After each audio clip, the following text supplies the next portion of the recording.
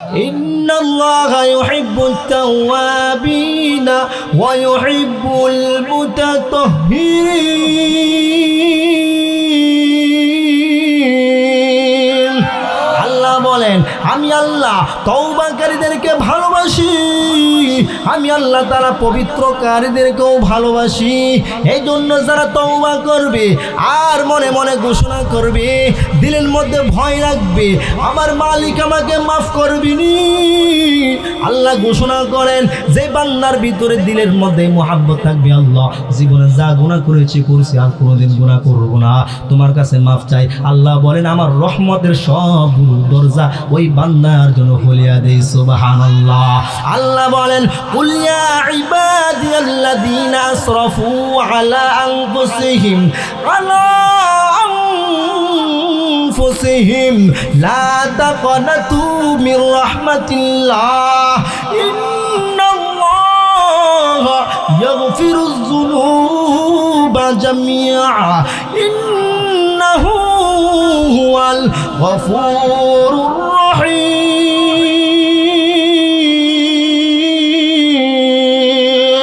আল্লাহ বলেন বান্দা আমি আল্লাহ রহমত থেকে নিরাশ হইও না, আমি আল্লাহ রহমত থেকে নিরাশ হয়ে যাও না।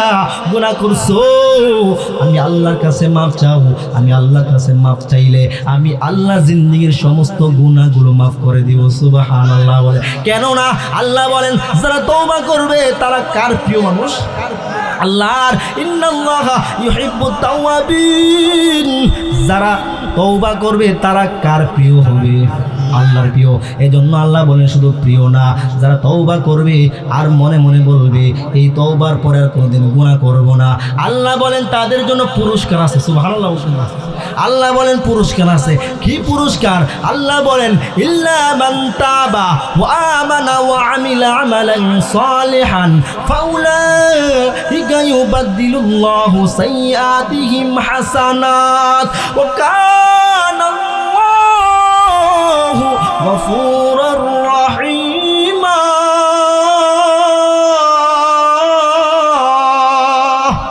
যারা তওবা করবে, ঈমান আনবে, নেক আমল করবে, আল্লাহ তাআলা ঘোষণা করিয়া দেন ওই বান্দা বান্দির জিন্দেগীর সমস্ত যত গুনাহ, আল্লাহ বলেন যত গুনাহ বান্দা করেছে সমস্ত গুনাহগুলোকে আমি আল্লাহ নেক দ্বারা পরিবর্তন করে দিব। সুবহানাল্লাহ।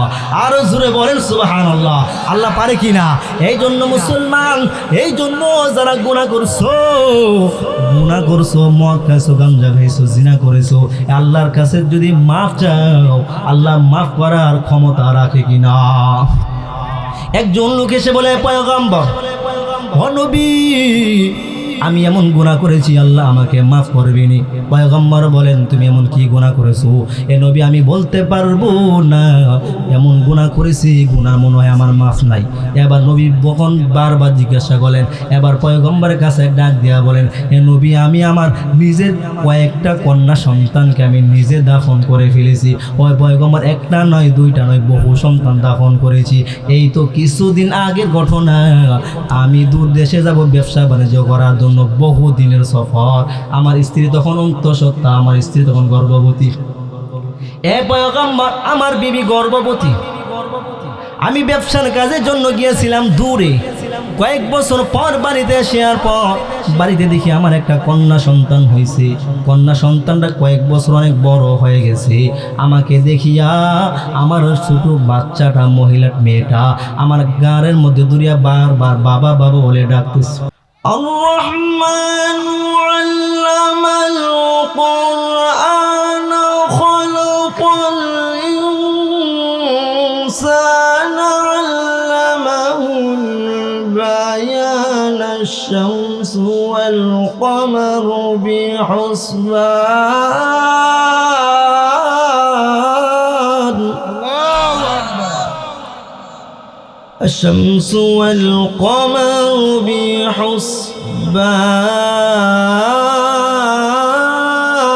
بحسبان والنجم والشجر يسجدان والشمس والقمر بحسبان والنجم والشجر يسجدان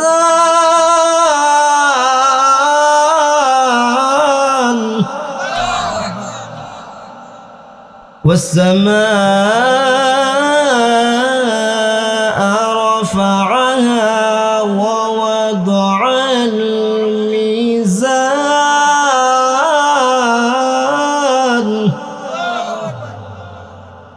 ألا تطغوا في الميزان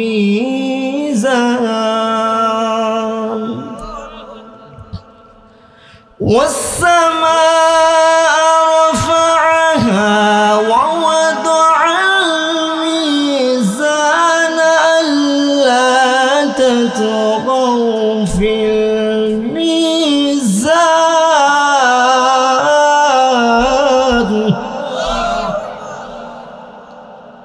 والأرض وضعها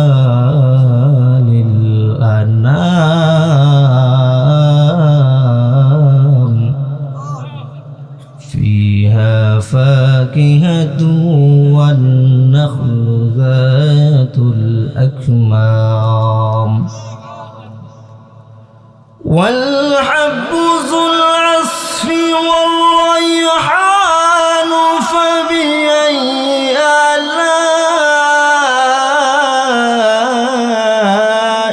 ربكما تكذبان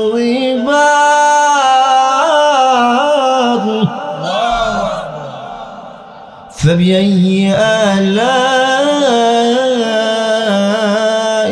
ربكما تكذبان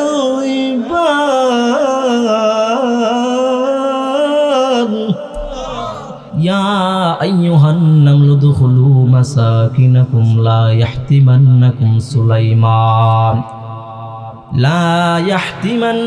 سليمان وجنوده وهم لا يشعرون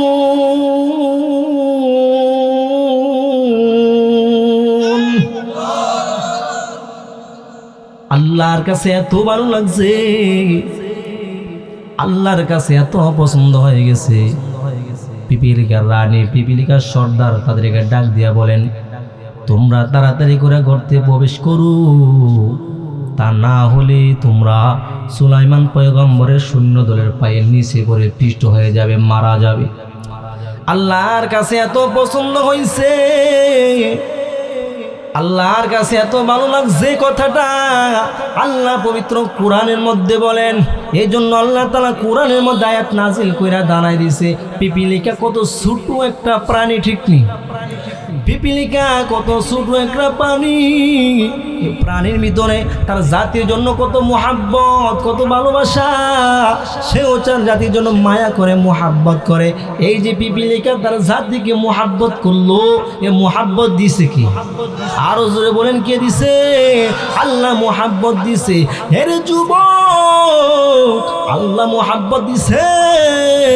এই মুহাব্বত আল্লাহ তাআলা গাভীকেও দান করেছেন, আল্লাহ তাআলা বাঘকেও দিয়েছেন। এই জন্য বাঘ তার স্বজাতির রক্ত এবং গোশত খায় না, ঠিক কিনা? জঙ্গলের মধ্যে থাকে, খাবার নাই, কিছুই নাই, তারপরও দেখবেন বাঘকে ছিঁড়া ফাইরা খায় না, ঠিক কিনা? না খায় মনে, তারপরও স্বজাতিকে আক্রমণ করে না, নিজের বাচ্চাকে নিজে লালন পালন করে। এই যে মুহাব্বত দিছে কে? আরো জোরে বলেন, কে? আল্লাহ বাঘকেও মুহাব্বত দিছেন, জঙ্গলের রাজা সিংহকেও আল্লাহ তাআলা মুহাব্বত দান করে দিছেন। এর নবীর উম্মত, এই যে মুহাব্বত আল্লাহ দিয়েছেন, প্রত্যেকটা প্রাণীকে যদি আল্লাহ মুহাব্বত না দিতেন তাহলে কেউ কারো লালন পালন করতো না, মুহাব্বত করতো না, ঠিক কিনা? এই জন্য মুহাব্বত আল্লাহ দিছে। আল্লাহ তাআলা গাভীকেও দিছেন, আল্লাহ তাআলা পাখিকেও মুহাব্বত দিয়ে দিছেন। এই জন্য আল্লাহর নবী, মায়ার নবী, একদিন সাহাবায়ে কেরামকে নিয়ে এক জায়গায় যাইতেছেন, হঠাৎ করে দেখে নবী আমার মাথার উপর দিয়া পাখি কিচিরমিচির করে কান্না করতেছে, আর বারবার মায়ার নবীর মাথার উপর দিয়া চক্কর খাইতেছে। নবী আমার ডাক দিয়া বলেন, ও পাখি কান্না করতেছে কেন? তোমরা কি কেউ তার বাচ্চাকে নিয়ে আসছো নাকি? এবার সাহাবী ডাক দিয়া বলেন, হে পয়গম্বর, আমি তার একটা বাচ্চা নিয়ে আসি, যার কারণে মনে হয় এই পাখি কান্না করতেছে। এবার নবী আমার ডাক দিয়া বলেন, তোমরা মা থেকে সন্তান ছিনে আনছো, এর জন্য মা কষ্ট সহ্য করতে পারে নাই, এর জন্য আমি নবীর মাথার উপর দিয়ে চক্কর খাটতেছে, কান্না করতেছে। তাড়াতাড়ি যাও, পাখিকে যথাস্থানে রেখে আসো। সাহাবী যখন পাখিকে যথাস্থানে রেখে আসলেন, সঙ্গে সঙ্গে পাখির কান্না থেমে গেছে। সুবহানাল্লাহ। এই যে পাখির মধ্যে মুহাব্বত আছে, এই সন্তানের প্রতি মুহাব্বত দিছে কে? আল্লাহ মুহাব্বত দিছেন। হে নবীর উম্মত, আল্লাহ মানুষকেও মুহাব্বত দিছে, পাখিকেও মুহাব্বত দিছে। এই জন্য পাখি কাজ করতে পারছে। আল্লাহ গাভীর ভিতরেও মুহাব্বত ঢুকায় দিছে। এই জন্য দেখবেন গাভীর বাচ্চা বাছুরকে যখন মালিক দূরে বাঁধিয়া গাভী থেকে যখন দুধ দোহন করে, তখন গাভী বাচ্চার দিকে তাকায় মনে মনে বলে, এ বাচ্চা, তুমি কান্না করিও না, আমার মালিক দুধ দোহন করতেছে, তুমি আমার সন্তান, তোমার জন্য আমি এমন কিছু দুধ আমার স্তনে লুকাইয়া রাখবো, যে দুধ মালিক বিচারাইয়া পাবে না, ঠিক কিনা? এই জন্য দেখবেন গাভীর মালিক এমন টানার পর দেখে আর এক ফুটাও দুধ আয় না, ঠিক না? এক ফুটাও দুধ নাই। এরপর কিন্তু মালিক সারে যতটুকু পর্যন্ত দুধ আসবে, মালিক কিন্তু খালি দোহনই করে, ঠিক কিনা?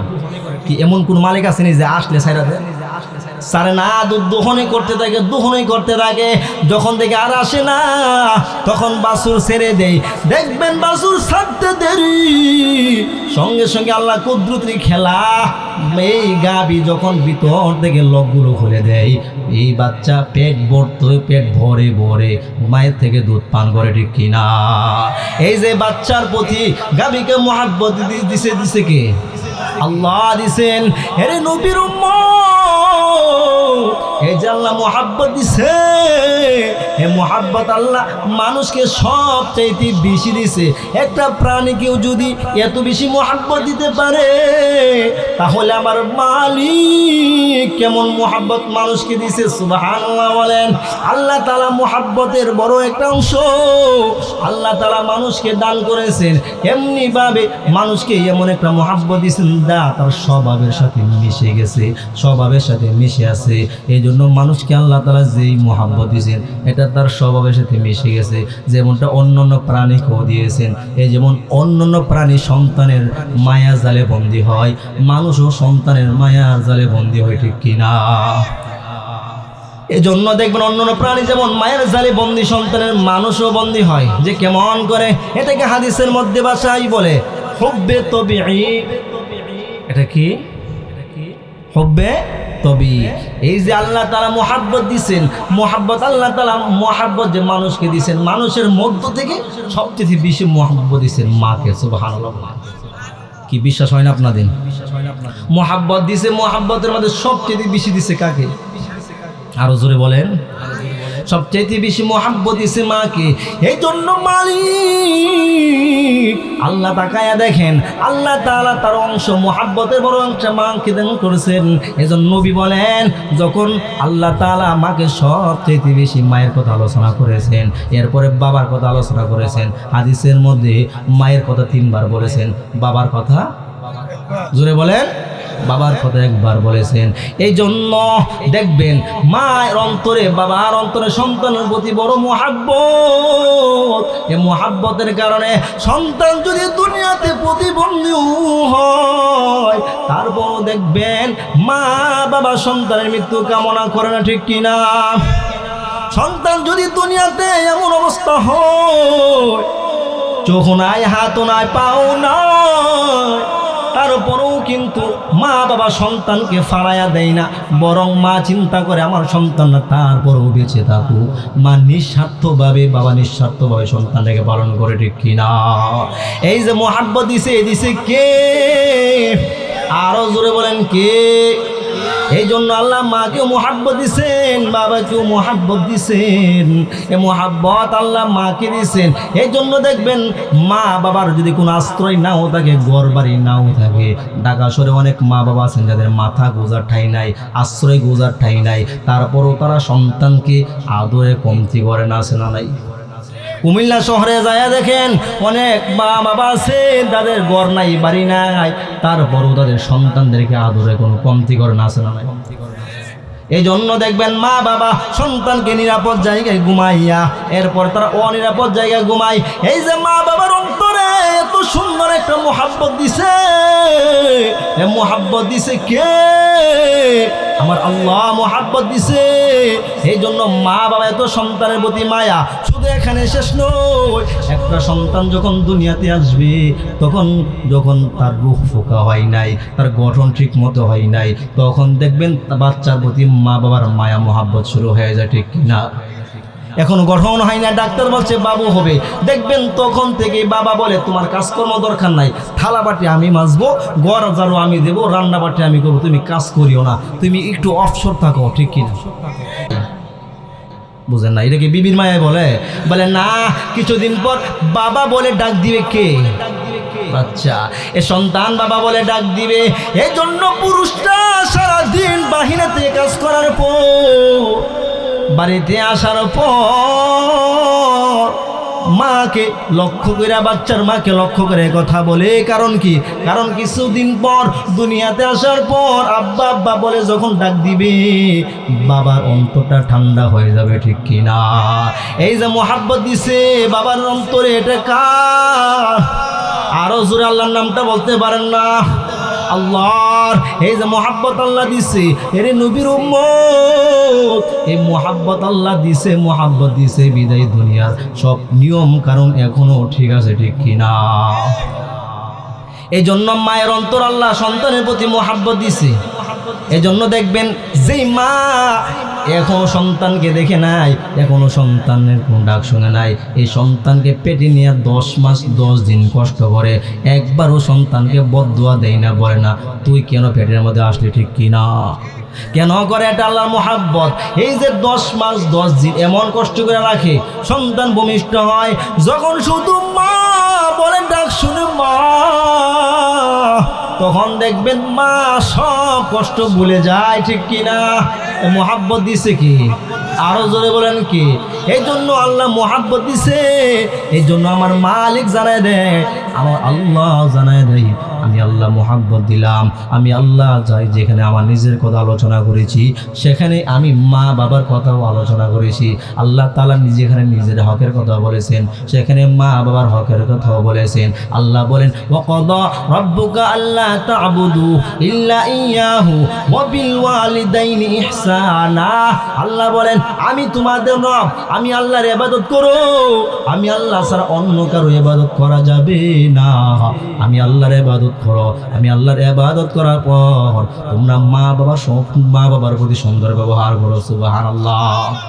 এজন্য নবী বলেন রিদর রব্বি ফি রিদল ওয়ালিদ ওয়া সাখাতু রব্বি ফি সাখাতিল ওয়ালিদ। মা বাবা যে সন্তানের প্রতি সন্তুষ্ট, তার প্রতি সন্তুষ্ট কে? আরো জোরে বলেন কি? মা বাবা যে সন্তানের প্রতি অসন্তুষ্ট, তার প্রতি অসন্তুষ্ট কে? এই জন্য দেখবেন পৃথিবীর কোনো মা বাবা কোনো সন্তানের জন্য মৃত্যু কামনা করে না। সন্তান যদি চোর হয়, সন্তান যদি ডাকাত হয়, সন্তান যদি ফাসেক হয়, গুন্ডাও হয়, তারপরও কোনো সন্তানের জন্য মা বাবা বদদুয়া করে না, ঠিক কিনা? কি করে? সন্তানের জন্য জীবন শেষ, তারপরও সন্তানের জন্য বদদুয়া মা বাবা করে না। বৃদ্ধাশ্রম যদি চেষ্টা করেন, যদি আপনারা প্রমাণ চান, তাহলে বৃদ্ধাশ্রমে যাইবেন। বৃদ্ধাশ্রমে যায় দেখবেন অনেক মা বাবা এমন আছে যাদের সন্তান আছে, সুস্থ আছে, টাকা লক্ষ কোটি টাকার মালিক, দিয়া দেখবেন তাদের সন্তান আছে, সব আছে।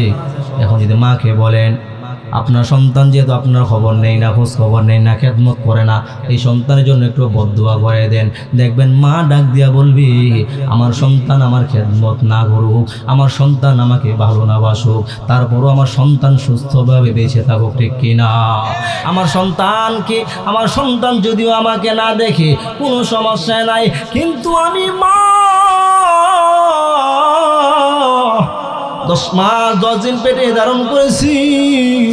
আমার যখন মন চাবে আমি তো আমার সন্তানকে দেখতে পারবো, ঠিক কিনা? এই জন্য মোহাব্বত আল্লাহ দিছে। এই জন্য পৃথিবীর কোনো মা বাবা সন্তান থেকে কোনো কিছু আশাও করে না, কোনো খেদমতও চাই না, কিছুই চাই না। বরং প্রত্যেকটা মা বাবা সন্তান থেকে একটা জিনিস চাই, আমি মারা গেলে আমার সন্তান নিজ হাতে আমার লাশটা কবরে নামাইবে, ঠিক কিনা? আর বলে, হে সন্তান, আমি মারা যাওয়ার পর, মাটি দেওয়ার পর শুধু একটা জিনিস চাই, একটা জিনিস হলো আমি যখন মারা যাব আমার মালিকের কাছে সন্তান তুমি হাত তুলে দোয়া করবা, রব্বির হামহুমা কামা রব্বায়ানি সগীরা। মা বাবা শুধু সন্তান থেকে এই দোয়াটাই চায়, ঠিক কিনা? এই জন্য হে নবীর উম্মত, আপনাদেরকে যে কথা বলতেছিলাম, মা বাবা যে সন্তানকে মোহাব্বত করে, এই মোহাব্বতের মধ্যে কোনো উসিলা আছে? একদম নিঃস্বার্থ না। কি বলেন, কোন স্বার্থ আছে? কোনো স্বার্থ নাই। এই জন্য মা বাবা সন্তানকে মোহাব্বত করে। এই মোহাব্বতটা মায়ের অন্তরে বাবার অন্তরে দিছে কি? আরো জোরে বলেন, কে দিয়েছে? এর নবীর উম্মত জুলফিকার আহমদ নকশবন্দি রহমাতুল্লাহি আলাইহি তার কিতাবের মধ্যে একটা ঘটনা লিখছেন। কি ঘটনা? এক যুবক সন্তান বিদেশের মাটিতে চলে গেছে। বিদেশে যাইয়া ওইখানে একটা মেয়ের সাথে সম্পর্ক করে ঘর সংসার শুরু করছে। ওই জায়গার মধ্যেই সংসার আরম্ভ করছে। বৃদ্ধ মা বাবা যে দুনিয়াতে আছে, বৃদ্ধ মা বাবাকে দেশে রেখে গেছে, সন্তান ভুলেই গেছে। সন্তান মা বাবার কথা কোনো মনে নাই, মা বাবার সাথে কোনো যোগাযোগও করে না, এমন সন্তান আছে না নাই? আরো জোরে বলেন, আছে না নাই? এরে কুমিল্লার মানুষ, তোমরা চিন্তা করে দেখো, কত সন্তানকে মা, কত সন্তানকে বাবা এত সুন্দর করে লালন পালন করেছেন। মনে চাইছে এক কাপ চা খাওয়ার জন্য, বাবা খাই নাই, আমার সন্তান খাবে। অনেকটা খাবার ঘরের মধ্যে নাই, রান্না করছে মা, এই খাবার যদি আমি খেয়ে ফেলি আমার সন্তান খেতে পারবে না। এই জন্য মা জল দিয়া খাবার খাইয়া সন্তানের জন্য গোস্ত মাছ রেখে দেয়। এমন মা আছে না নাই? এ যুবক ভাই, এমন যুবক সন্তান, তুমি চিন্তা করে দেখো, আজকে তুমি বিদেশ চলে গেলা, বিবির সাথে প্রত্যেক দিন তুমি 5 বার 6 বার 3 বার 4 বার যদি কথা না বলো, তোমার তৃপ্তি আসে না। সন্তানকে না দেখলে তোমার তৃপ্তি আসে না। অথচ ছোট একটা করির ঘরে মা তোমার শুয়ে আছে, বসে আছে, মায়ের সঙ্গে 1 মাস চলে যায়, 2 মাস চলে যায়, কোনো কথা বলে না। এমন সন্তান জমিনে আছে না নাই?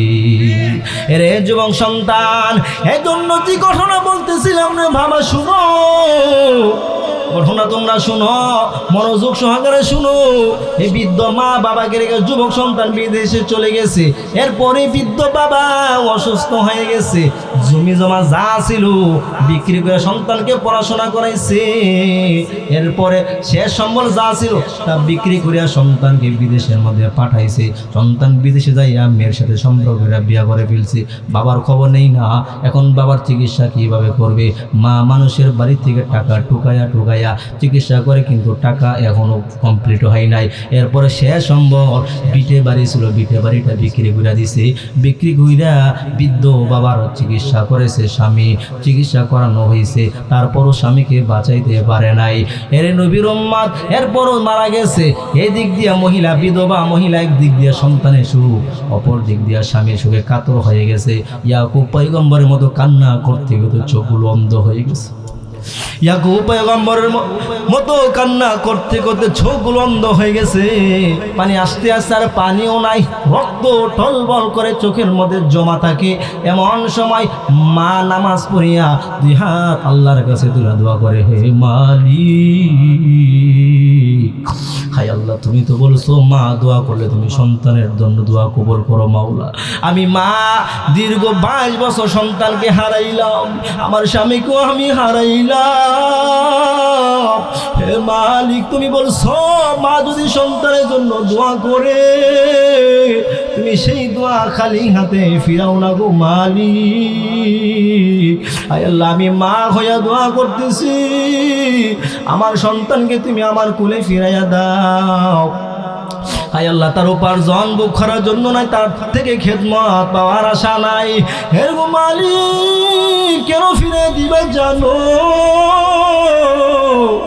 আয় আল্লাহ, আমার স্বামী যখন মারা গেছে এলাকার লোকজন মিলে আমার স্বামীকে কবরে নামাইছে। আয় আল্লাহ, আমি তো মা মহিলা, আমি চাই না এলাকার মানুষজন আমার লাশটা কবরে নামাক, আমার গায়ে কোনো অন্য মানুষ অন্য পুরুষ হাত লাগায় কবরে নামাক। হে মালিক, আমি তোমার কাছে একটাই চাই, আমার সন্তানের মাটি যেন আমার নসিবে মিলে।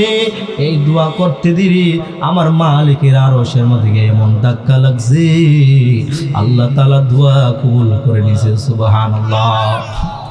মার দোয়া কবুল হয় কিনা বলেন তো? মার দোয়া কবুল হয়ে গেছে রে যুবক। কেমন কবুল হয়েছে দেখা। যুবক সন্তান বিদেশের মাটিতে বিবি নিয়া শ্বশুর শাশুড়ি নিয়ে আরামে ঘুমাইতেছে, খাইতেছে। হঠাৎ করে দেখে লজ্জাস্থানের মধ্যে পচন ধরে গেছে। বিবি ডাক্তারের কাছে নিয়ে দৌড়ায়।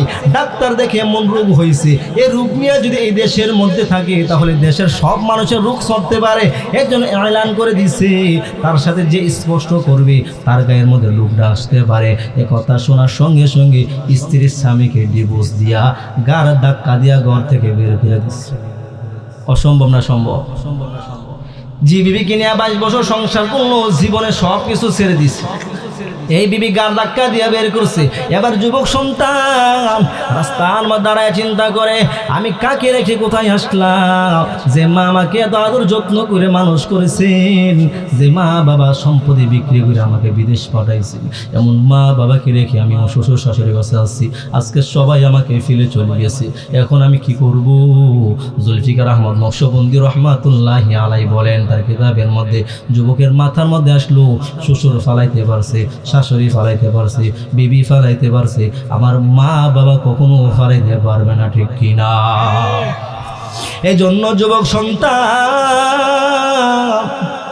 দেশের মাটিতে চলে আসছে। দেশের মাটিতে আসিয়া দেখে তার জমি জমা যেখানে ছিল, বিটে বাড়ি যেখানে ছিল, সেখানে একটা আঙ্গুরের বাগান হয়ে গেছে, ঘর বাড়ি কিছুই নাই, কিছুই নাই। এবার আঙ্গুরের বাগানের মধ্যে একজন রাখাল কাজ করতেছে। এবার রাখালকে ডাক দিয়ে বলে, ও রাখাল ভাই, এখানে কি অমুকের বাড়ি ছিল না? বলে, হ্যাঁ, এখানে অমুকের বাড়ি ছিল, তবে বহু আগে বৃদ্ধ লোকটা যখন অসুস্থ হয়ে গেছে, বৃদ্ধা মহিলা বাড়িটা বিক্রি করে দিছে, এখন তাদের কিছুই নাই। ওই বৃদ্ধ মহিলা থাকে কই?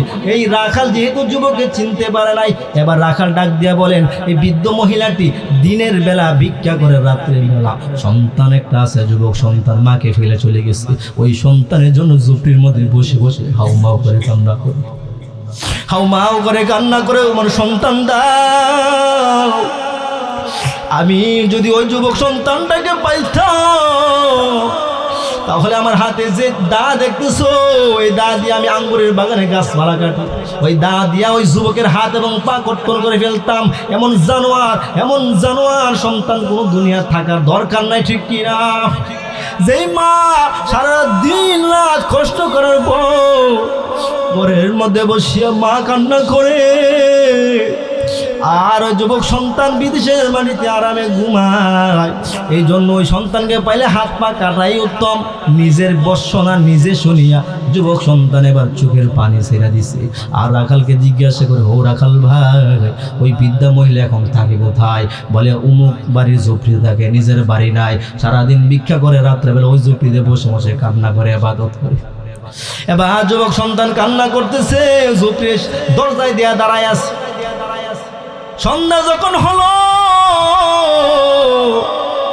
সন্ধ্যা হওয়ার পর দেখে একটা বৃদ্ধ মহিলা অন্ধ হয়ে গেছে, হাতের মধ্যে লাঠি নিয়া কষ্ট করে ঘরের ঝুপড়ির মধ্যে কোন রকম আসছে। সারাদিন যে টুকাইছে খাবার, সারাদিন পচা গান্দা খাবার টুকাইয়া এবার মা যখন খাবার খাইতে বসছে যুবক সন্তান তাকায় দেখি হাইরে কত সুন্দর আরাম খাইতাম, মা যে খাবারগুলো খাইছে এর চেয়ে ভালো খাবার আমি শ্বশুর শাশুড়ির মাধ্যমে ফালাইয়া দিছি। আমি আর আমার মা আমার মা যে মা আমাকে জন্ম দিয়েছে এই মা আজকে পচা গান্দা খাবার খাইতেছে, সন্তান সাহস পায় না মাকে ডাক দিবে। মা খাবার খাইয়া উজু বানাইয়া মা 2 রাকাত নামাজ পড়িয়া আল্লাহর কাছে হাত তুলে দিয়েছে, হে মালিক তুমি কি আমার সন্তানকে আমার কোলে ফিরাইয়া দিবা না? আয় আল্লাহ আমার সন্তানের কামাই খাওয়ার আশা নাই, তুমি আমার সন্তানকে ফিরাইয়া দাও, সন্তানের মাটি যেন আমি মায়ের নসিবে মিলি। এবার সন্তান মাকে ডাক দিয়া বলে, হে মা আমি তোমার সন্তান ফিরে আসছি। মাকে যখন শুধু মা বলে ডাক দিছে,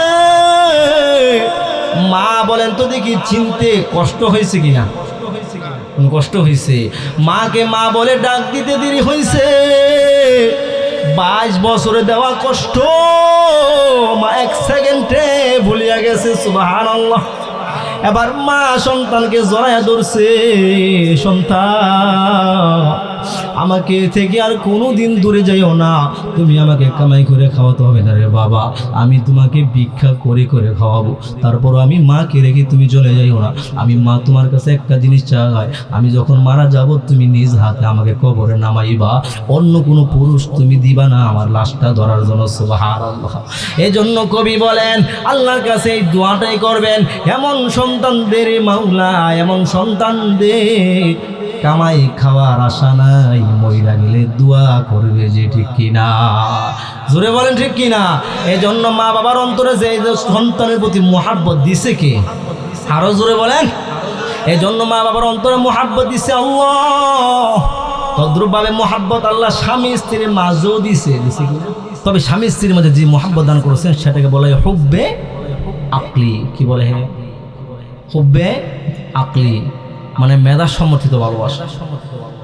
মা স্বামী স্ত্রীর যে ভালোবাসা এটা খুব দুর্বল, আর মা বাবার সন্তানের প্রতি যে ভালোবাসা এটা সফল।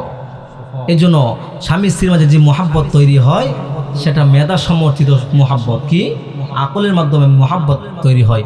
যেমন একটা পুরুষের কাছে একটা মহিলা খুব ভালো লাগছে, এর জন্য দেখবেন সে মনে মনে ভাবতেছে যদি এই মহিলাটাকে আমি বিবাহ করি তাহলে আমি জীবনটা শান্তি পাবো, আমি জীবনে অনেক কামিয়াবি হব।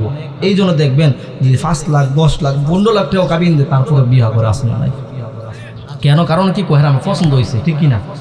মানে হ্যাঁ ভাবছে যে হ্যাঁ বিয়ে করলে আমি কি করতে পারবো, শান্তিতে চলতে পারবো। এই যে মেধা সমর্থিত, এটা হলো মেধা সমর্থিত ভালোবাসা, মোহাব্বত।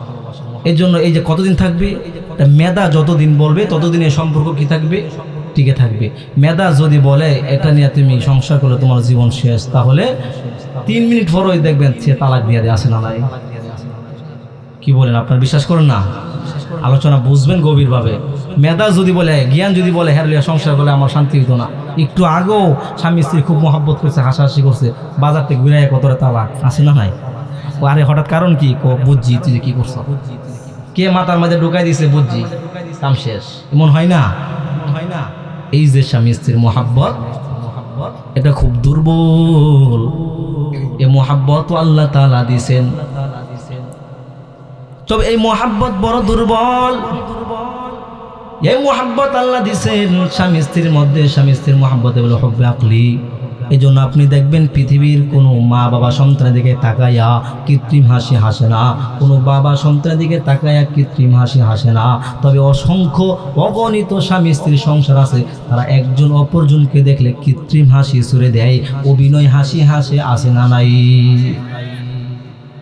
স্বামী স্ত্রীকে বলে আমি তোমাকে ভালোবাসি, তোমাকে ছাড়া আমি বাঁচবো না, কিন্তু মনে মনে বলে তুই যদি মরতি তাহলে আমার জন্য ভালো হইতো। এই স্বামী আসে না নাই? তোর নিয়ে আমার জীবনটা শেষ। তদ্রুপভাবে কিছু কিছু মহিলাও আছে যাদের স্বামীকে নিয়ে যারা সংসার করে, স্বামী নেশা করে, জুয়া করে, আবার পরকেও করে, তারপরও বিবি স্বামীকে রেখে যায় না, এমন নিয়ে আসে না নাই? কেন? এটা মেধা সমর্থিত ভালোবাসা। এর যুবক মেধা সমর্থন করছে, এই জন্য বিবাহ করছে। এরকম ভাবে মেধা সমর্থন করে না, তালাক দিয়ে দেয়। এজন্য বিবিও জানে স্বামী নেশা করে পরকিয়া করে, তারপরও কেন সংসার করে? বলে আমার 2-3টা সন্তান আছে, আমি মা যদি চলে যাই আমার সন্তানগুলো নষ্ট হয়ে যাবে, সন্তানগুলো লাইন হারা হয়ে যাবে। সন্তানের দিকে তাকাইয়া হাজারো লক্ষ কোটি মহিলা সংসার করে, এমন মা আছে না নাই? আরো জোরে বলেন আছে না নাই? এই জন্য এই মহিলাটাও করে কেন? বলে স্বামীর প্রতি মনোযোগ নাই, স্বামীর সাথে অভিনয় করে, কিন্তু সন্তানের দিকে তাকাইয়া এরকমভাবে সংসার করে, এরকম মহিলাও হরর আছে না নাই? এই জন্য মুহতারাম হাজিরিন, আমি আপনাদেরকে তখন কি বুঝাইলাম? আমি আপনাদেরকে কি বুঝাইলাম? কি বুঝলেন? আমি আপনাদেরকে বুঝাইলাম সমস্ত পৃথিবীর মাখলুকাতের মধ্যে আল্লাহ মোহাব্বত দিছে। এই যে মোহাব্বত দিছে, সবচেয়ে মোহাব্বত দিছে কাকে? মানুষকে। কাকে? মানুষকে। এরপরে মানুষের মধ্য থেকে মোহাব্বত আল্লাহ দিয়ে সবচেয়ে বেশি দিছে মা বাবাকে, ঠিক কিনা? স্বামী স্ত্রীর ভালোবাসা মা বাবার ভালোবাসার কাছে বড় দুর্বল, ঠিক কিনা? স্বামী স্ত্রীর ভালোবাসা মা বাবার ভালোবাসার কাছে বড় দুর্বল। এই জন্য মা বাবার ভালোবাসা দুর্বল কার কাছে জানেননি? কারণ মা বাবার ভালোবাসা দুর্বল হলো একজন কালেমাওয়ালার হৃদয়ে যে আল্লাহ আল্লাহর মোহাব্বত আছে, এই আল্লাহ ওয়ালার মোহাব্বত কালেমাওয়ালার কাছে মা বাবার ভালোবাসা বড় দুর্বল, ঠিক কিনা?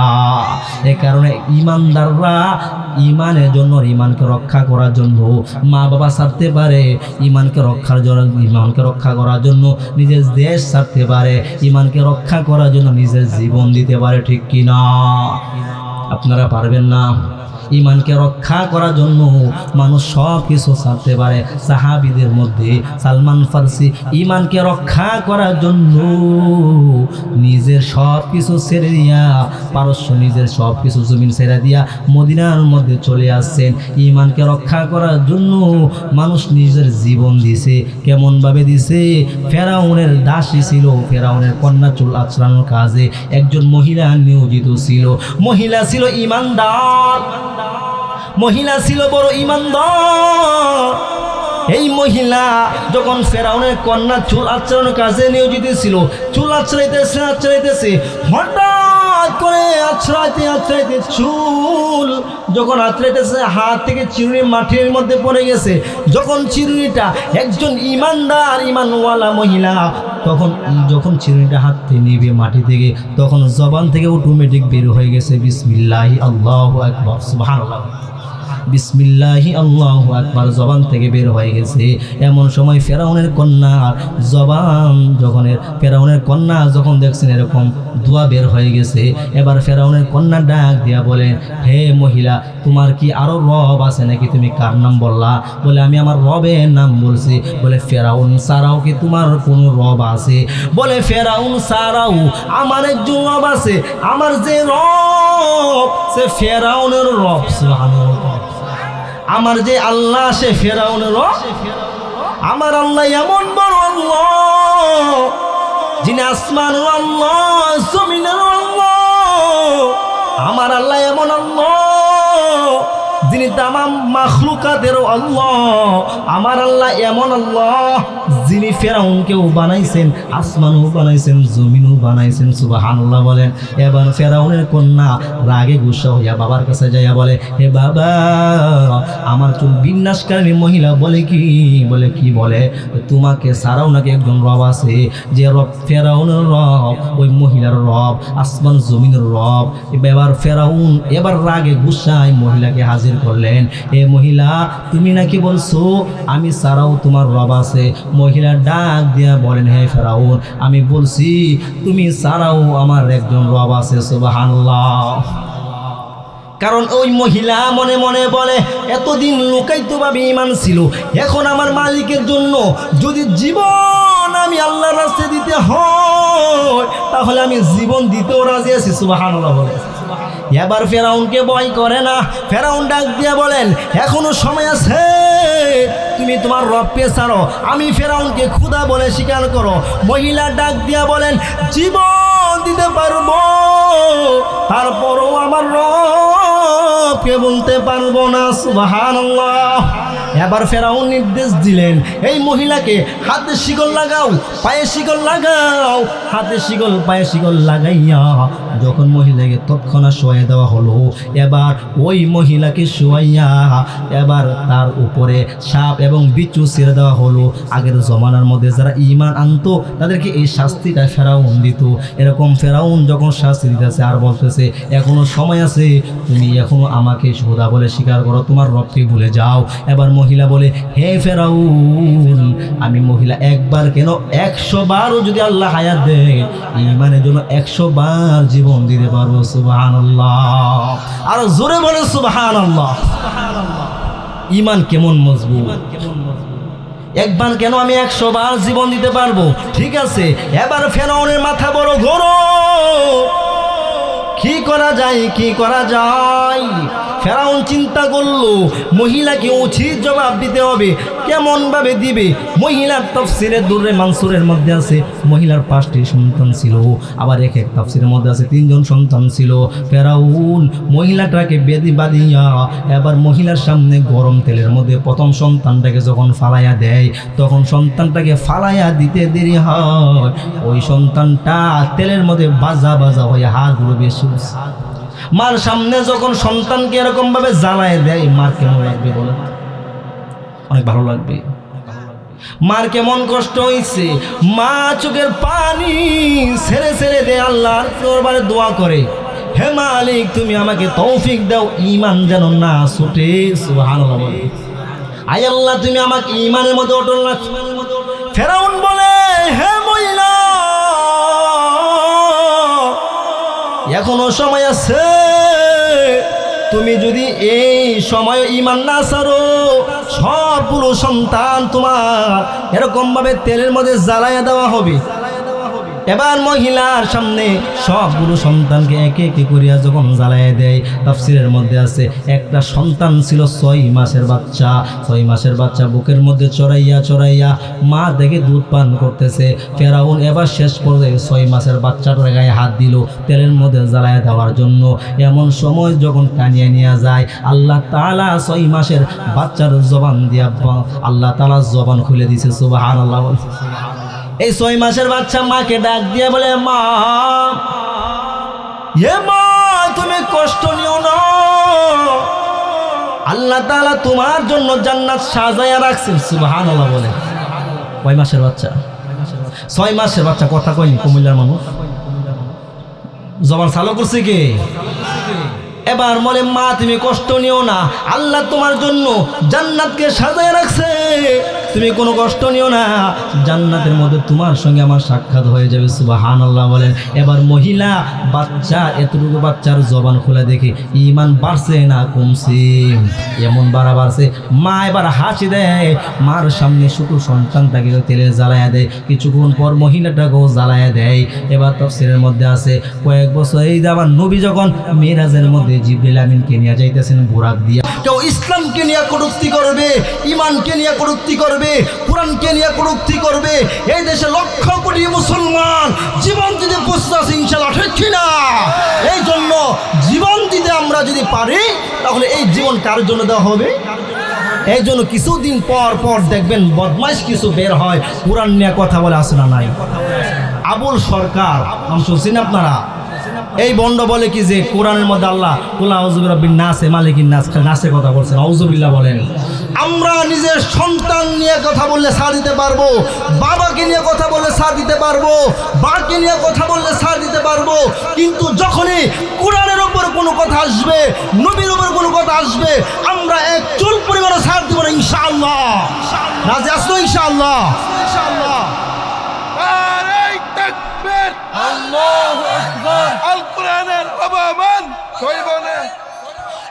এই জন্য মুসলমান আমাদেরকে জাগ্রত থাকতে হবে, ঠিক কিনা? শুধু মনে করে নামাজ পড়বেন, রোজা রাখবেন, আপনি জান্নাতি হয়ে যাবেন, বিষয়টা এমন না। আপনার সামনে কোরআন নিয়ে কথা বলবে, ব্যঙ্গ করবে। আজকে মুসলমানের সরকারকে জানাই দিতে চাই, লতিফ আবুল সরকার সে কোরআন নিয়ে কথা বলছে, আল্লাহকে নিয়ে কথা বলছে। আম জনতা ইমানদাররা যখন রাস্তার মধ্যে নামছে তাদেরকে জঙ্গি বলে জেলখানার মধ্যে ঢুকাইতেছে, ঠিক কিনা? বাংলাদেশের মধ্যে কোন সরকার যদি গঠন হয় আমরা কুমিল্লা থেকে জানাইতে চাই, পুরো ইমানদারদেরকে যদি কোনো মিথ্যা মামলায় ফাঁসানো হয় তাহলে জেলের মধ্যে একটা শিখও বাকি থাকবে না ইনশাআল্লাহ। যদি প্রত্যেকটা মুসলিম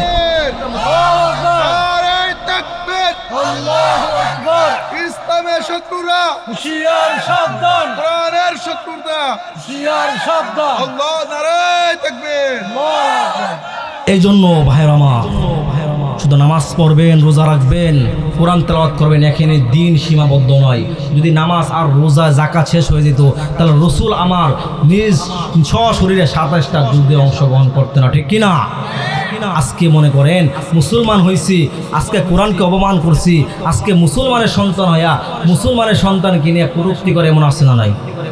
কোরআনের বিরুদ্ধে কথা বলছে, সে বাধা না দিয়া এখন ডক্টর ইউনূস থেকে নিয়া মির্জা ফখরুল ইসলাম আলমগীর থেকে নিয়া বিভিন্ন এনসিপি একটা নতুন দল বাড়িছে, আপনারা জানেন তো।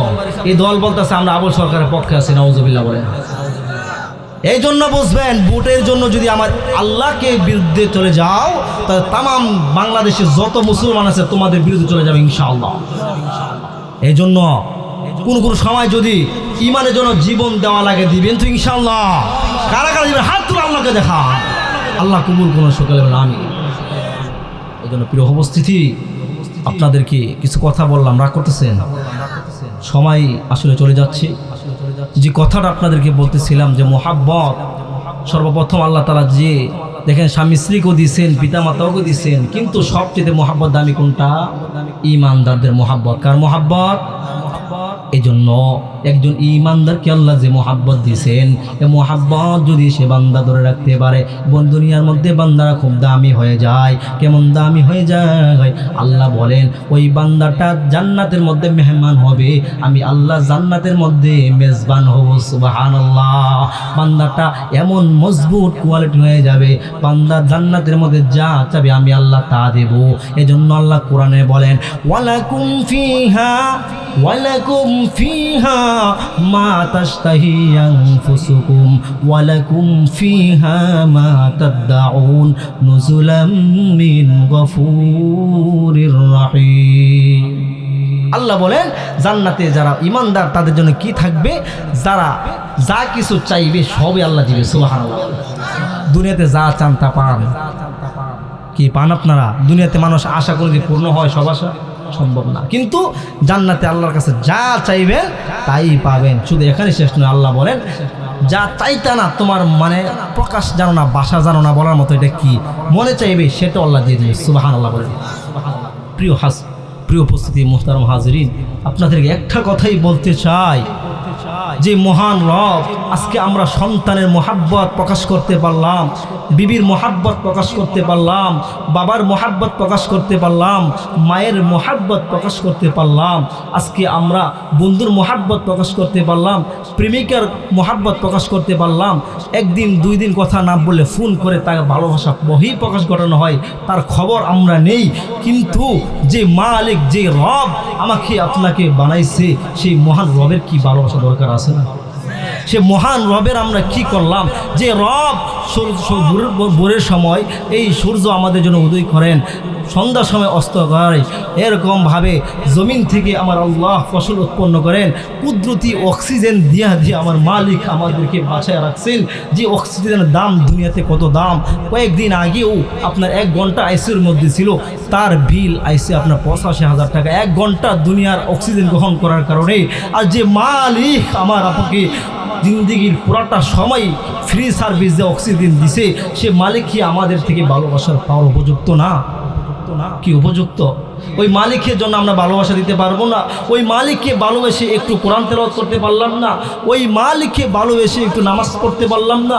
ওই মালিককে ভালোবেসে আমরা কোরআন তেলাওয়াত জিকির আজকার কিছু করতে পারলাম না? তাহলে আমার মতো আপনার মতো বান্দা সেই মালিকের কোনো প্রয়োজন নেই, ঠিক কিনা? এই জন্য আমার আল্লাহ বলেন ভালোবাসা তোমাদেরকে দিছি, মোহাব্বত দিছি, তবে সবচেয়ে বড় মোহাব্বতটা করতে হবে কাকে? আরো জোরে বলেন কাকে? আল্লাহকে সবচেয়ে বড় মোহাব্বত করতে হবে। আল্লাহ বলেন ভালোবাসবা, সবার সাথে সম্পর্ক রাখবা, কিন্তু সবচেয়ে বেশি সম্পর্ক থাকতে হবে কার সাথে? আল্লাহর সাথে। রাখবেন তো ইনশাআল্লাহ? এই জন্য আসেন, ইমানদার যারা তারাই রাখে। এই জন্য আল্লাহর কাছে প্রিয় হতে গেলে মোহাব্বত থাকতে হবে কার প্রতি? আল্লাহর প্রতি মহাব্বতের বিষয়টা বুঝতে পারছেন? এখন মহাব্বত দিয়ে আল্লাহর কাছে প্রিয় হওয়া দরকার আছে না নাই? দুনিয়াতে কার প্রিয় হতে চান বলেন দেখি, আরো জোরে বলেন। দুনিয়াতে আমরা সবাই আল্লাহর মহাব্বতের পাত্র হতে চাই, আল্লাহর সবচেয়ে বন্ধু হতে চাই, কাছের লোক হতে চাই। অতএব আল্লাহর মহাব্বত যদি হতে চাই তাহলে কেমনভাবে আল্লাহর মহাব্বত করবেন? আল্লাহর মহাব্বত পেতে হলে আমাদেরকে নেককার হতে হবে। নেককার হলে আল্লাহর মাহবুব বান্দায় পরিণত হবে, আল্লাহর বন্ধু হয়ে যাবেন। নেককার হতে হলে কোরআন তেলাওয়াত ছাড়া নেককার হওয়া যাবে? আরো জোরে বলেন। নেককার হতে হলে নামাজ ছাড়া নেককার হওয়া যাবে? বলে না। নেককার হতে গেলে রোজা ছাড়া নেককার হওয়া যাবে না, জিকির আজগার ছাড়া হওয়া যাবে না। নেককার হতে হলে ইবাদতকে নিজের নেশায় পরিণত করতে হবে, ঠিক কিনা? যারা নিজের নেশায় ইবাদতকে পরিণত করতে পারে ওই বান্দাটা আল্লাহর কাছে খুব দামি হয়ে যায়। আল্লাহ বলেন ইন্নাল্লাহা ইউহিব্বুল মুহসিনিন।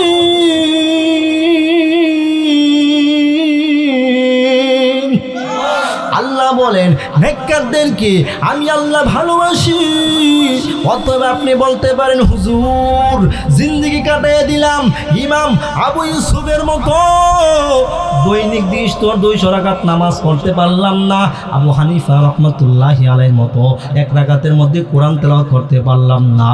1 রাকাতের মধ্যে আবু হানিফা প্রত্যেক দিন 1 রাকাত নামাজের মধ্যে কোরআন তেলাওয়াত করে ফেলতেন। সুবহানাল্লাহ বলেন। ইমাম আবু ইউসুফ 200 রাকাত নামাজ পড়তেন প্রত্যেক দিন নফল।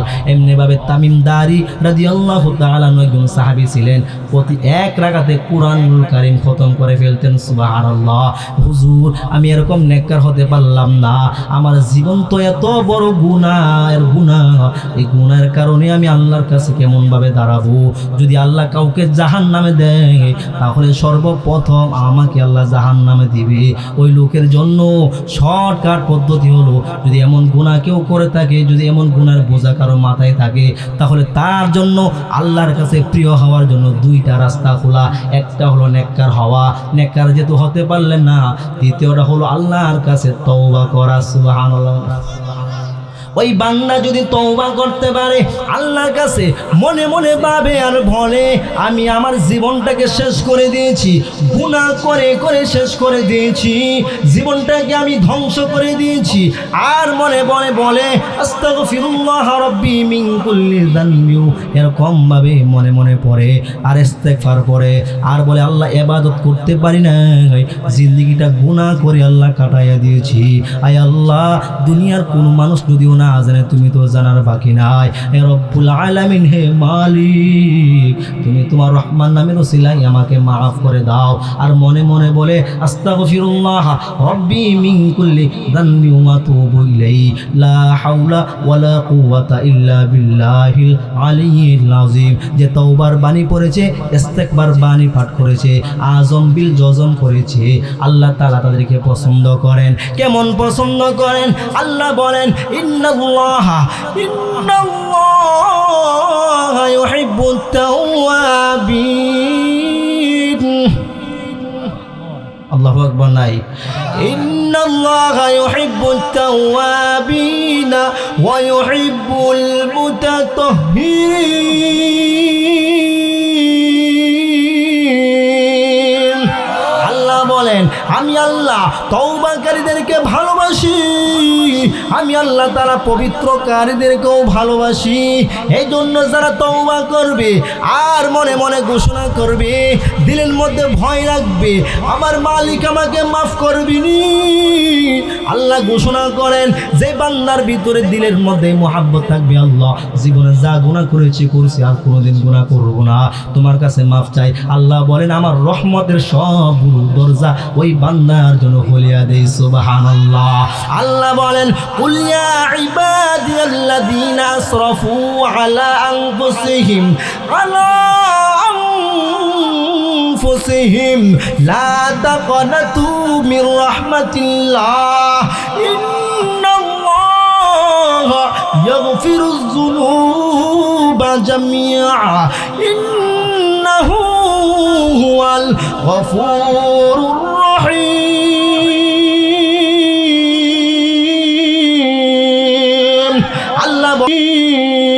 আল্লাহ রহমত থেকে নিরাশ হয়েও না, আমি আল্লাহ রহমত থেকে নিরাশ হয়ে যাও না। গুনাহ করছো, আমি আল্লাহর কাছে মাফ চাও।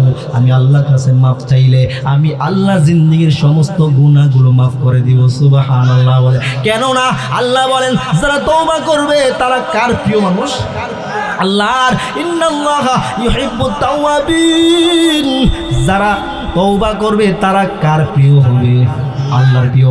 এজন্য আল্লাহ বলেন শুধু প্রিয় না, যারা তওবা করবে আর মনে মনে বলবে এই তওবার পরে আর কোনোদিন গুনাহ করব না, আল্লাহ বলেন তাদের জন্য পুরস্কার আছে। সুবহানাল্লাহ।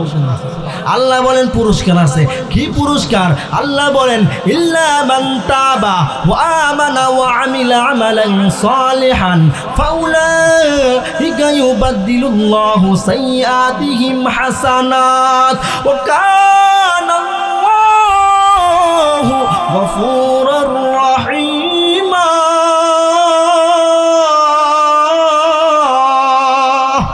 যারা তওবা করবে, ঈমান আনবে, নেক আমল করবে, আল্লাহ তাআলা ঘোষণা করিয়া দেন ওই বান্দা বান্দির জিন্দেগীর সমস্ত যত গুনাহ, আল্লাহ বলেন যত গুনাহ বান্দা করেছে সমস্ত গুনাহগুলোকে আমি আল্লাহ নেক দ্বারা পরিবর্তন করে দিব। সুবহানাল্লাহ। আরো জোরে বলেন সুবহানাল্লাহ। আল্লাহ পারে কিনা? এই জন্য মুসলমান, এই জন্য যারা গুনাহ করছো, মদ খাইছো, গাঞ্জা খাইছো, জিনা করেছো, আল্লাহর কাছে যদি মাফ চাও, আল্লাহ মাফ করার ক্ষমতা রাখে কিনা? একজন লোক এসে বলে পয়গম্বর, ও নবী, আমি এমন গুনাহ করেছি, আল্লাহ আমাকে মাফ করবেনি। পয়গম্বর বলেন তুমি এমন কি গুনাহ করেছো? এ নবী আমি বলতে পারবো না, এমন গুনাহ করেছি, গুনাহ মনে হয় আমার মাফ নাই। এবার নবী বখন বারবার জিজ্ঞাসা করেন, এবার পয়গম্বরের কাছে ডাক দিয়া বলেন, এ নবী আমি আমার নিজের কয়েকটা কন্যা সন্তানকে আমি নিজে দাফন করে ফেলেছি। ওই পয়গম্বর একটা নয় দুইটা নয় বহু সন্তান দাফন করেছি। এই তো কিছুদিন আগের ঘটনা, আমি দূর দেশে যাব ব্যবসা বাণিজ্য করার জন্য, বহু দিনের সফর। আমার স্ত্রী তখন অন্তঃসত্ত্বা, আমার স্ত্রী তখন গর্ভবতী। এ পয়গম্বর, আমার বিবি গর্ভবতী। আমি ব্যবসার কাজের জন্য গিয়েছিলাম দূরে। কয়েক বছর পর বাড়িতে আসার পর বাড়িতে দেখি আমার একটা কন্যা সন্তান হয়েছে। কন্যা সন্তানটা কয়েক বছর অনেক বড় হয়ে গেছে। আমাকে দেখিয়া আমার ছোট বাচ্চাটা, মহিলা মেয়েটা আমার গাড়ের মধ্যে দূরিয়া বারবার বাবা বাবা বলে ডাকতেছে। কি মায়া লাগতো না? জোরে বলেন। যে বাচ্চাকে ছোট সময় দেখে নাই, আসিয়া দেখে বাবা বাবা বলে ডাকতেছে, কি আনন্দ লাগার কথা না? ও পয়গম্বর, আসার পর দেখি আমাকে আব্বা আব্বা বলে ডাকে। বাহিরে থেকে গরমাক্ত হয়ে ঘরে আসলে ঠান্ডা পানি দিতে জানে। এই মেয়েটা যখন আমাকে এত আদর স্নেহ করেন, মা আগে মেয়েকে এরকমভাবে সব খেদমত শেখায় রাখছে, যেন খেদমতগুলো পাইলে আমি সব কথা বলিয়া যাই, তাকে হত্যা করার কথা বলিয়া যাই। কারণ বহু সন্তান আমি হত্যা করেছি, দাফন করেছি। এ সন্তানটাকে যদি আমি খেদমত পাই তাহলে মারা চিন্তা করব না। এ পয়গম্বর, আমি বড় পাশা, আমি বড় জালেম। হে পয়গম্বর, আমি আমার এই সন্তানটাকেও রাখি নাই। আমি যখন বাড়িতে আসলাম, যেই মেয়েটা আমাকে বাবা বাবা বলে ডাক দিত, দুপুরবেলা যখন বাড়িতে আসতাম ঠান্ডা পানি দিয়া আমার সামনে হাজির হইতো, আমার এই সন্তানটাকেও আমি ডাকি নাই। একদিন দুপুরবেলা আমি সন্তানটাকে নিয়ে খেলা দেখানোর চলে দূরের মরুভূমিতে নিয়ে গেলাম। দূরের মরুভূমিতে নিয়ে আমি সন্তানটাকে এক জায়গায় দাঁড়া করাইলাম। আমি কোদাল দিয়া যখন গর্ত করতেছি, এমন সময় আমার শরীর থেকে যখন ঘাম ঝরতেছে, এমন সময় আমার ছোট বাচ্চাটা বুকের ওড়না দিয়া আমি বাবার গামগুলো মুছে দিচ্ছে। এরপর বলতেছে বাবা গু মুছে দিচ্ছে। এর তো কষ্ট করে তুমি কেন গর্ত করো? যদি গর্ত করার প্রয়োজন হয়, একজন শ্রমিক কেন তুমি নিয়ে আসলা না? শ্রমিক নিয়ে আসলেই তো তোমার জন্য সহজ হয়ে যাইতো। বাবা আজকে আর গর্ত করা দরকার নাই, আগামীকাল আসিয়া তুমি গর্ত করিও। এই কথা বলার পর এরপরও মন গলে না। গর্ত খোলার পর পুরা গর্ত যখন শেষ, এবার মেয়েকে যখন ডাক দিছে, মেয়েটা আসার পর হে পয়গম্বর, আমি কাঁচা গাঁটটাকে দরিয়া গর্তের মধ্যে আমার মেয়েটাকে আমি ফালাইয়া দিই। হে পয়গম্বর, আমি বহু সন্তান মারিছি, এই সন্তানটাকে কুচি গাঁটটা দিয়া যখন ধাক্কা দিয়া গর্তের মধ্যে ফেলে দেই, পাথর যখন আমার জীবন্ত মেয়েটার উপর যখন পাথর দিয়ে দাফন করতেছি, চাপা দিতেছি, এমন সময় আমার মেয়েটা গর্ত থেকে বলতেছে, বাবা, হে বাবা, তুমি আমাকে ছেড়ে দাও, আমি বহু দূরে চলে যাব, আমি যে তোমার মেয়ে কাউকে পরিচয় দেব না, তারপর তুমি আমার জানটা ভিক্ষা দিয়ে দাও। আমি কেমন জালেম পয়গম্বর, আমার মেয়ের এমন মায়া ডাকটাও আমি শুনি নাই, আমি আমার মেয়েটাকে এমনভাবে দাফন করে দিছি, দাফন করে দেওয়ার আসার পর আজ পর্যন্ত আমি ঠিক মতো খাইতে পারি না, খুব খারাপ লাগে। ও পয়গম্বর, আমি বড় জালেম, এই জালেমকে আল্লাহ তাআলা ক্ষমা করবেন। আল্লাহ নবী বলেন, কুল ইয়া ইবাদিয়াল্লাযীনা আসরাফু আলা আনফুসিহিম লা তাকনাতু মির রাহমাতিল্লাহ ইন্নাল্লাহা ইয়াগফিরুয যুনুবা জামিআ ইন্নাহু হুয়াল গফুরুর রহিম।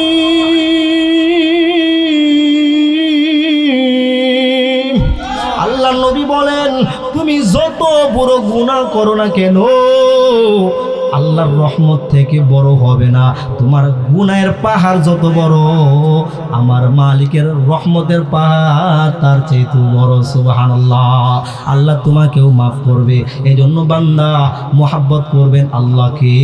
আর যদি আল্লাহর প্রিয় হতে চাও, তাহলে আল্লাহ তাআলার কাছে তওবার বিকল্প কোনো আমল নাই, ঠিক কিনা? তওবা করা কেমন আমল? তওবা যদি বান্দা আপনি বেশি বেশি করে করেন, আপনার ঘরে রিজিক নাই, খাবার নাই, কাজের ব্যবস্থা নাই, এই পর্দার আল্লাহ আম্মা জানেরা, অনেক দেখা যায় স্বামী কথা শুনে না, স্বামীর খেদমত ছিল, চাকরি ছিল, ছুটে গেছে, আগে কাজ করতে পারতো, এখন কাজ করতে পারে না। বেশি বেশি প্রত্যেক দিন 1000 বার ইস্তেগফার করবেন। কতবার? 1000 বার আস্তাগফিরুল্লাহ রব্বি মিন কুল্লি যানবি ওয়া আতুবু ইলাইহি লা হাওলা ওয়ালা কুওয়াতা ইল্লা বিল্লাহিল আলিয়্যিল আযীম। কেউ যদি ইস্তেগফার করে, আল্লাহ তাআলা কুদরতিভাবে রিজিকের ব্যবস্থা করে দিবে। সুবহানাল্লাহ। এই জন্য ইস্তেগফার পাওয়ার আছে না নাই? এই জন্য তওবা করতে হবে। এই জন্য আল্লাহ, আমরা বলছিলাম আল্লাহর কাছে প্রিয় হওয়ার জন্য আমল কয়টা? 2টা। কয়টা বলছিলাম? 1 নাম্বার নেক আমল, 2 নাম্বার হলো তওবা করা। যারা নেক আমল করতে পারি নাই, জীবনটা ধ্বংস করে ফেলেছি, এদের জন্য আরো 2টা আমল। একটা হলো তওবা করা, দ্বিতীয়ত হলো পবিত্রতা থাকা। কি থাকা? কি জোরে বলেন? পবিত্রতা থাকা। এটা কার গুণ বলেন তো? দেখি বলতে পারেন কিনা, পবিত্রতা কার গুণ? জি জি, মাশাআল্লাহ, কয়েকজন পারে। আসলে এত ওয়াজ আমরা কই শুনতেছি, এখানে যে কথা বলতেছি বলেন তো একটাও কি বেহুদা কথা শুনছেন? বেহুদা কথা বলতেছি, কোনো উল্টাপাল্টা কথা হইতেছে? এরপরও যদি এখানে যদি আপনি মনে করেন কিছু শিখে না দিতে পারেন, তাহলে আর কিছু বলা নাই। অনেক বক্তা আপনাদের কাছে লাইলি মজদুর ঘটনা শোনায়, দেখবেন এক ঘটনাটা পুরো ওয়াজ শেষ। কি আমার কেমন হইতেছে? আমি আপনাদের কিছু বুঝাইবার চেষ্টা করতেছি। বলছিলাম আল্লাহর কাছে প্রিয় হওয়ার জন্য 2টা আমল। 1 নম্বর হলো নেককার হওয়া। যে নেককার হতে পারলাম না, জীবনটা গুনাহে কাটাই দিলাম, তাহলে আমার জন্য 2টা আমল। একটা হলো তওবা করা, দ্বিতীয়টা হলো পবিত্রতা থাকা। কেমনে? আল্লাহ বলেন, ইন্নাল্লাহা ইউহিব্বুত তাওয়াবিন ইন্নাল্লাহা ইউহিব্বুত তাওয়াবিনা ওয়া ইউহিব্বুল মুতাতাহহিরিন।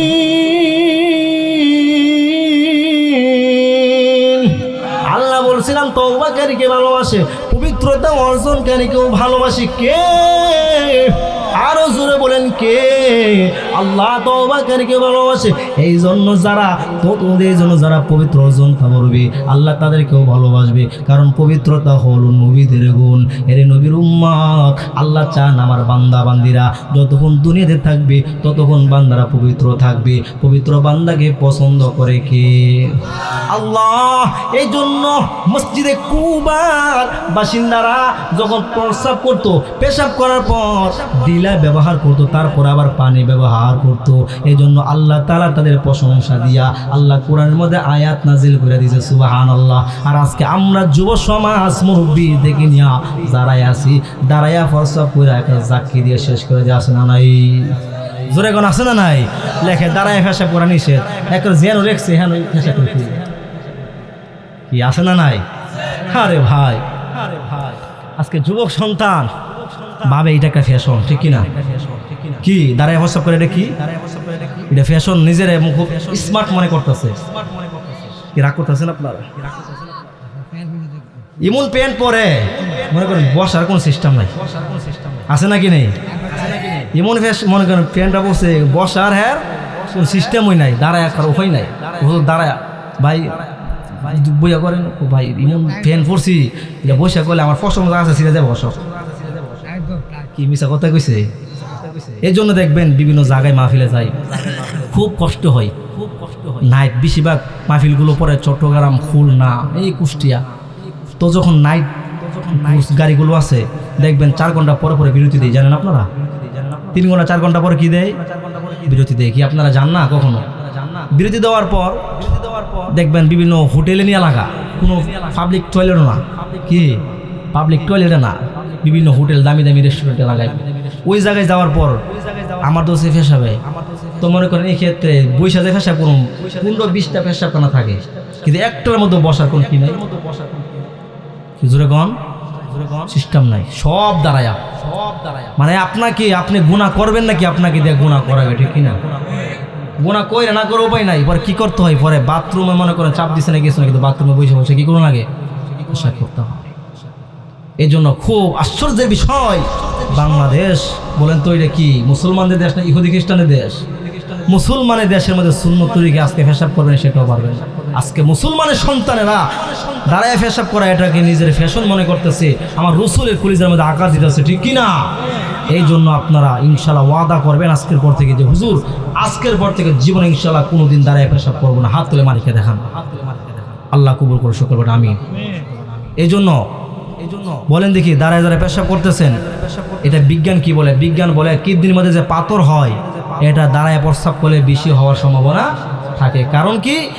আল্লাহ রসুলের প্রত্যেকটা সুন্নত বিজ্ঞানের সাথে মিলে কিনা বলেন তো দেখি। বসে যখন পেশাব করবেন পেশাবটা দেখবেন একদম ক্লিয়ার হইব, ঠিক কিনা? বসে বসে পেশাব করলে পেশাবটা একদম ক্লিয়ার হবে, আর দাঁড়ায় পেশাব করলে এটা কখনো কি হবে না? কি বিশ্বাস হয় না আপনাদের? ক্লিয়ার হবে না। এই জন্য বসে করবেন তো ইনশাআল্লাহ।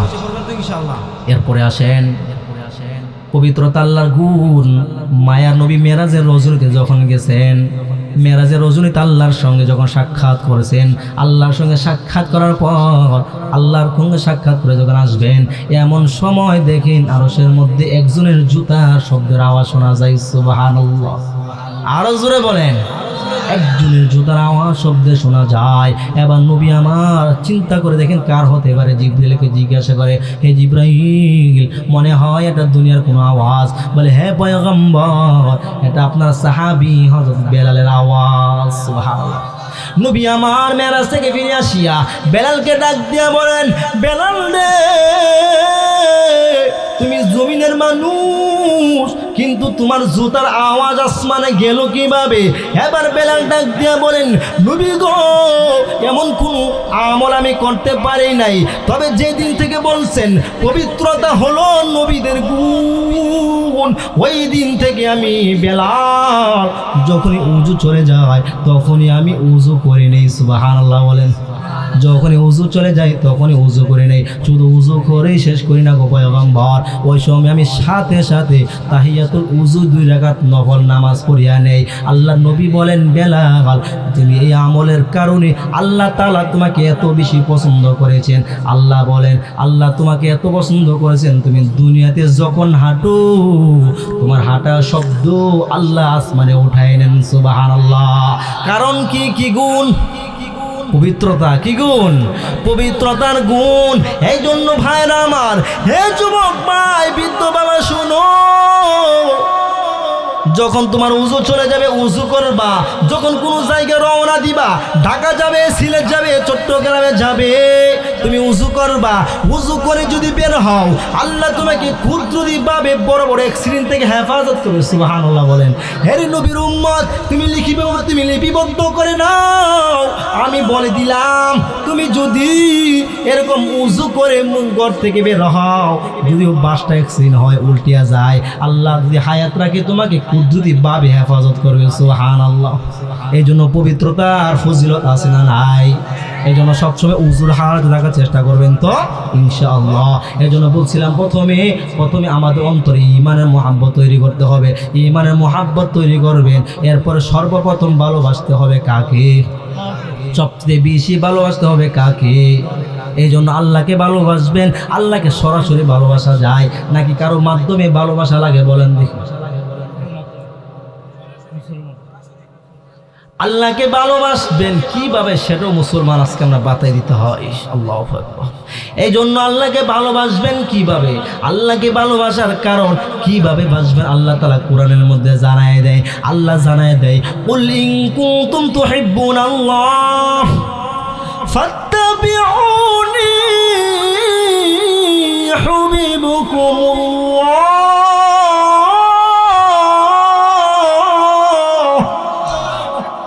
ويغفر لكم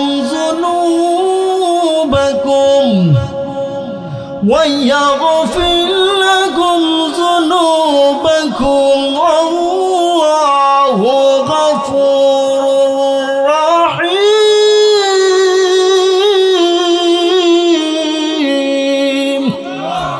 আল্লাহ জানায় দেয় কেমন ভাবে ভালোবাসবে। উল্লিং কুনতুম তুহিব্বুনাল্লাহ, নবী আমার বলেন, তোমরা যারা আল্লাহকে ভালোবাসো, তোমরা যারা আল্লাহকে মহব্বত করো, তোমরা আমি নবীর আগে অনুসরণ করো। নবীর অনুসরণ মাধ্যমে তোমরা যদি আমি নবীকে অনুসরণ করো, আমি নবীকে ভালোবাসবে, অনুসরণ করো, আল্লাহ তোমাদেরকে ভালোবাসবে। সুবহানাল্লাহ। বুঝাইছেন আপনাদের? কার মাধ্যমে? নবীর মাধ্যমে।